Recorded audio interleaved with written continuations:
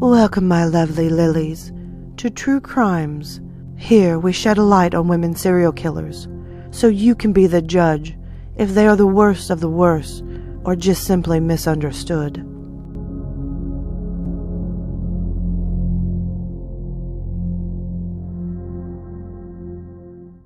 Whenever you hear this story, you'll find plenty more questions than answers. Was Elizabeth Bathory really the most prolific female killer of all time? Was she framed, a victim of being a powerful woman, in a time when that alone was enough to ruin her reputation? Or was she as bad as they say, a woman who had her henchmen gather virgins, up to 650, from the neighboring villages in order to bathe in their blood, a practice she believed would keep her young? As with the majority of history, you'll just have to make up your own mind, because there will never be a clear black or white truth. By all accounts, Elizabeth's early life was fairly commonplace, for royalty at any rate. She was engaged and sent to live with her fiancé's family at the age of 10, and they married when she was 15 and he was 20. In the intervening years, it seems she was molested by a servant, and may have even bore his child. But the fact that her husband Pharenic married her anyway seemed to be a testament to his devotion, if not his love, to her. After their marriage, which was well matched, both were educated and smart about financial and military matters. Her husband set her up with a castle and land while he went off to college in Vienna. Even though he must have been home enough to get Elizabeth pregnant with their 5 surviving children, Pharenic left the day-to-day management of their holdings, land, and people up to his young but capable bride. By all accounts, she was a benevolent and engaged ruler, standing up for local women's rights, leading an etiquette school for aristocratic ladies, providing a haven for poor war widows, and even intervening in a rape case that must have reminded her of her own childhood incident. But the Hungarians were at war with the Turks, and Pharenic was off commanding the local forces of the Holy Roman Emperor, so things were bound to take a wrong turn sooner or later. About 27 years after their marriage, he came down with a disease that caused the loss of both his legs, then resulting in his death at the age of only 48. And that's when the trouble began.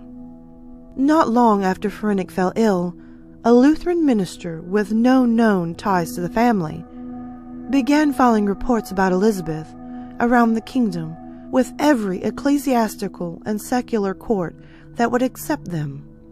The minister painted her as a villainess, one who had her assistant kidnap young girls who were never seen or heard from again. By 1610, the rumors had grown so far-reaching, the Holy Roman Emperor Matthias II intervened and requested a full investigation. The catch? The investigator would be Grigory Thurzot, the man left in charge of Elizabeth and her holdings after her husband's death, and surely someone who had a lot to gain from taking her down. There seemed to be something to the claims. When over 300 witnesses came forward, some commoners, some aristocracy, and even some of the staff at her castle, who claimed to have witnessed her kidnapping, torturing, and murdering young girls. For what purpose? Well, no one could say for sure, until they went to arrest her. Only after a month-long investigation, which isn't very long considering the ground they would have to cover, on horseback, to gather the witnesses' statements. When they came to arrest her, they found her bathing in a pool of blood. That was the rumor, at least. And it started to get around that Elizabeth believed the blood of innocents would keep her young. There is no truth to the bloody, sensational story, though. Elizabeth and her 4 closest servants were actually arrested quietly. Authorities found only 3 women among the prisoners of war held at the castle. Emperor Matthias wanted to execute everyone involved. Probably because he owed Elizabeth and Phorenik money after the war. But Thurzel made a deal with her eldest son, Paul. Only the servants would be tried for murder, while Elizabeth would remain under house arrest while her son took over her holdings, after forgiving the emperor's debt and paying off the rose, presumably. And so began what really sounds like a farce of a trial. And surely I'm an expert after listening to Serial and watching Making a Murderer, right? A court was assembled by the beginning of 1611, again pretty speedy, and all of the witnesses were gathered back together. If you're wondering how they convinced everyone to tell more or less the same story, this is how they did it. And if you're squeamish, you might want to mute the channel for a second. They tortured the lone, dissenting servant girl in front of the court by removing her breasts and eyes. I mean, I would have been like, what's the story you want me to tell now? Among the many other oddities at trial, one of the illiterate servant girls told of seeing a ledger where Elizabeth kept a tally of her kills, and seeing the number of 650 recorded there. The ledger was never presented in court, although it was used as evidence to convict the girls who supposedly helped her commit her dastardly acts. Needless to say, the outcome of the trial was not favorable for the servants/cohorts. All 4 of them were sentenced to public and painful deaths for their parts in the supposed crimes. For her part, Elizabeth was bricked up in a suite of rooms in her castle. Her only contact with people, a slit through which food was delivered. She died after 4 years of the extreme confinement and was buried back home on her family land, since the locals didn't want her body anywhere nearby. We know that the local aristocracy had some angst over the amount of autonomy given to Elizabeth by her husband, as it wasn't considered right to give a woman so much power. Elizabeth was willing to admit to specific deaths, 36 to 37 of them, but not as part of a sadistic quest to stay young. Though untrained, she served as a doctor for many injured war victims and other ill people in her territories, and of course lost a few patients along the way.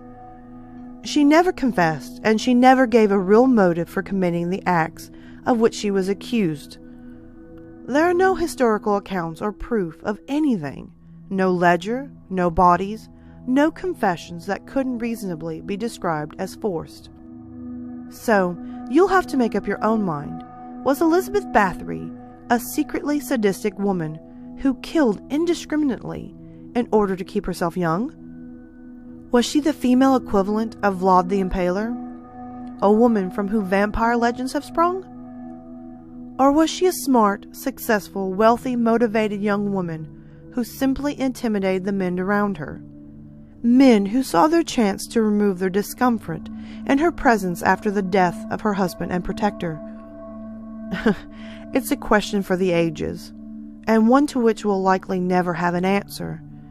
If you're still curious about other opinions on the matter, her life has been chronicled in books and movies over the years, most recently as Lady Gaga's character in American Horror Story, and the 2015 UK film Lady of Softy.